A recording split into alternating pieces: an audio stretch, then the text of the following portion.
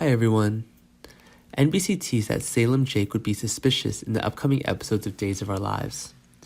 When he heard that Laura's fall led to her death in Gwen's room at the Salem Inn, he would question whether she was telling the truth and it was an accident.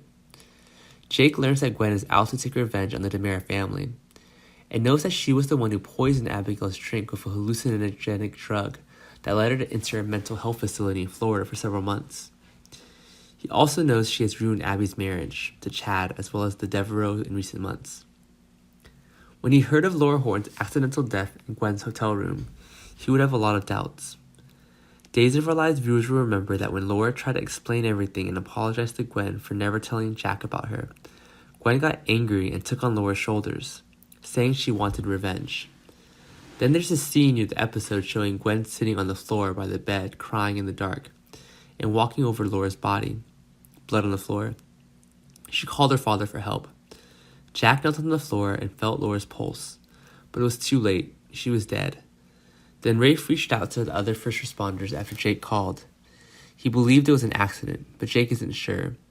He knows that Gwen has a terrible temper because that's why he left her in Philadelphia when he moved to Salem.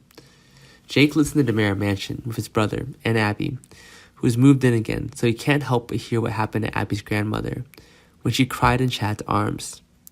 He was delighted to hear Gwen's name mentioned regarding Laura's death, and he asked what was wrong and what Gwen had to do with it. Chad told him that Laura had fallen into Gwen's hotel room and was found dead. Gwen desperately calls out to Jack, which raised Jake. Chad tells him the rest. Specifically, Laura apparently went to Gwen's room to try to make amends, as she was the one who paid Gwen's mother and never told Jack about his first daughter. Abby had told Jake earlier that Gwen was her half-sister, so he apparently knew that part.